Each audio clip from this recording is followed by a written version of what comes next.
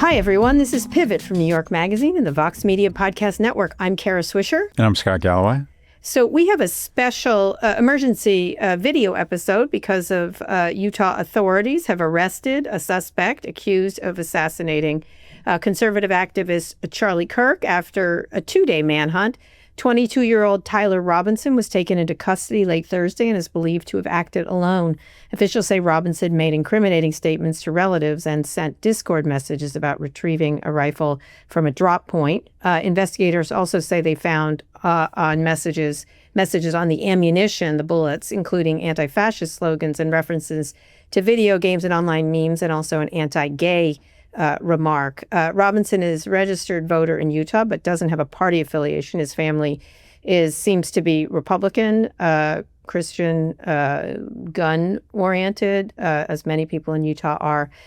Scott, what are your initial thoughts when you heard about this suspect? Well, my initial thoughts are how disappointed Representative Mace, President Trump, and Jesse Waters might be that it's not a transgender woman with blue hair working on immigration for AOC. Yeah, exactly. They have all promised us that in exchange for this needless death that they were going to declare war. And so my question is, are they going to declare war on young white heterosexual men who come from Mormon families who traditionally have voted Republican or gun owners? So the notion somehow that they are trying to pin this on quote unquote the radical left is just so insane. And well, I'll let you respond, and then I have some thoughts about solutions. Well, here's the deal. I think saying something before we knew anything, I was hoping, you know what I mean? We all are like hoping that this doesn't give them what they need.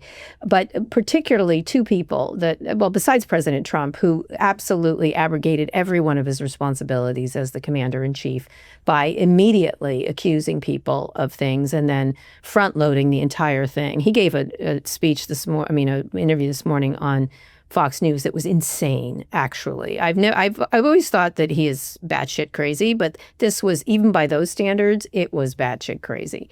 And it was violent. It was talking about war, et cetera, et cetera.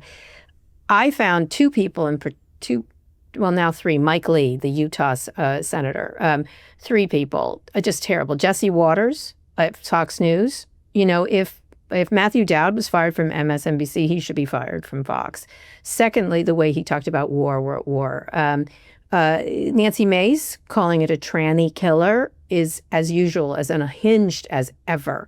Listen, we don't know why this guy did this. We don't actually know a lot about him. We know his family background. We know, obviously a little bit about him from what's written, but really we don't. All we know is one thing that I would say, and I'd love to hear your thoughts on this, is that he's extremely online. He is obviously the stuff on the bullets. Anyone who has any minute, I was trying to figure out, is he Groyper, which is sort of the Nick Fuentes gang? I can't tell. Right. There's so many different memes going on here. And they're all dank, by the way. So I couldn't even say, was it Nick Fuentes? Is he, there was a bit of Antifa in there. There was all kinds of nasty shit that he was. But I do know he was steeped in dank memes of the internet that are radicalizing young people, especially mostly men, mostly young men, mostly young white men, right? And I think it's really troubling. And, you're about to come out with a book about this, but so I'd love to hear solutions. But it's eminently clear this kid was online, deeply and unfortunately online, I would say. There are two fairly obvious common sense solutions that unfortunately cost a lot of money or diminish the shareholder value of key companies that are driving our entire economy and get in the way of the political narrative of special interest groups in charge right now. The first and most obvious solution is that Australia and the UK just don't have cultures that much different than us. The last time they had a mass shooting, they put in place sensible gun control. What do you know? No mass shootings. Since Charlie Kirk was murdered, more people have been shot and killed in the US than will be shot and killed in the UK over the next year. The UK will lose 30 people to gun violence in the next 12 months. We lose 120 people a day. That's a lot. Their numbers. All right. So if you want to take down political violence and all gun violence, you just have to have sensible gun reform. And we like to think that we live in a democracy. No, we don't. We have a passive majority that is bested by well-organized special interest groups. Gun control.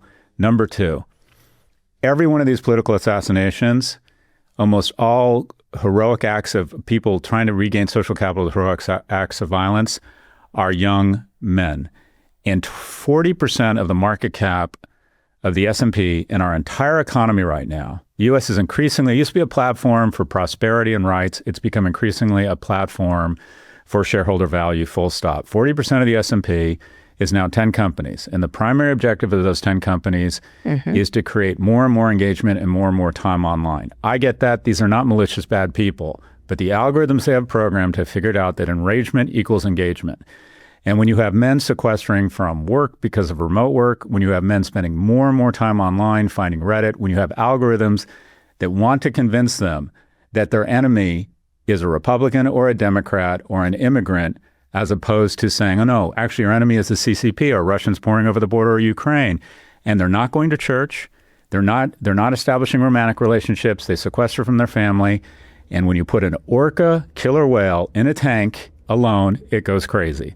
When you leave a dog alone, it goes crazy. And when you take an individual who has a profit incentive behind him of the godlike technology commanded by these companies and convince that person they don't need to have relationships with other people, when young men don't have guardrails, they go down rabbit holes and they get radicalized. Yeah. We need gun control, and we need third spaces, and we need more involvement in young men's lives, or this is only going to get worse, and we need regulation against these companies. From what I can tell, this kid had a very close family, by the way, FYI, and which is interesting. But one of the things that is coming out of some of the reporting, and I urge people, there is so much misinformation out there. You do not know what is happening with this kid. We don't know anything yet at all. And don't believe, including, do not believe the President of the United States on what he says about this. He's inaccurate, okay?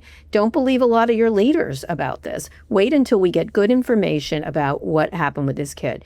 Secondly, what's really critically important here is to calm the fuck down, right? The instant trying to, now I understand, let me just give a minute of empathy. I understand that these people have lost a friend, okay, in a terrible, murderous way. But it doesn't give them, as leaders, rights to take it out on the rest of us. And taking it out on trans people, taking it out on without any knowledge is incredibly irresponsible and not what we deserve as citizens of this country. And we ourselves are responsible too. We cannot listen to this. I don't know whether this kid is, he's definitely not like a Democratic liberal, that's for sure. But we don't know anything about him. What it feels like is that he's a nihilist. That's what it feels like. And too many kids are feeling this way because of what Scott was just saying, was being extremely online and feeling isolated and feeling a rage, and then having access to a weapon, having enormous access to weapons. Look, gun control does not mean not being able to have guns. It means not being able to have this many guns in the hands of people who really don't have an ability to figure out what they're doing. And so I don't know what made this kid climb up on that roof and kill someone. It's just an astonishing leap, but it cannot keep happening, and it does keep happening. And I urge everyone to calm down. And again, Spencer Cox actually gave the best speech here, again, is go touch some grass. I can't believe I heard touch grass from a Republican Utah governor, but touch grass, get out there, get offline, stop being angry, scrolling incessantly. These companies do not care about you. I keep saying that. And Scott doesn't say they're malicious. I think it's become malicious, whether they are or not. Get offline. They're here to make money off of you, and it's time for us to take control of ourselves. Scott, you finish up. Well, Mark Benioff compared social media to cigarette companies, but when you smoke a pack of Marlboros, you then don't decide to self-harm or get radicalized and convince yourself the right thing to do is to take up violence against others. If we continue to let guns be everywhere and have social media platforms that have godlike technology, and we have these Paleolithic institutions subject to regulatory capture, not able to regulate them, we're going to take more and more young people offline. And what social media does to young girls is it convinces them to harm themselves. And what it does to young men is it convinces them or gives them license to harm themselves and harm others. This is going to get worse unless we face obvious but expensive solutions that unfortunately will take the value of these 10 companies from 40% of the S&P to 38%. And our platforms, armed with lobbyists, and our government have decided that 38% versus 40% is worth the cost of violence. Absolutely. We are at war, but we're not at the war you think we're in. We've got to put a stop to this and bring peace to this country. It's just, I'm not doing thoughts and prayers. I'm not doing let's be peaceful. This is going to take an enormous amount of effort and pugnacity on the behalf of a lot of people. And it's long past time to put an end to this and get it out of our bloodstream. All right, that's the show. Thanks for watching this special episode, and be sure to like and subscribe to our YouTube channel. We'll be back next week. Scott, go out and touch grass, please. I demand it. Great advice. Thanks, Kara.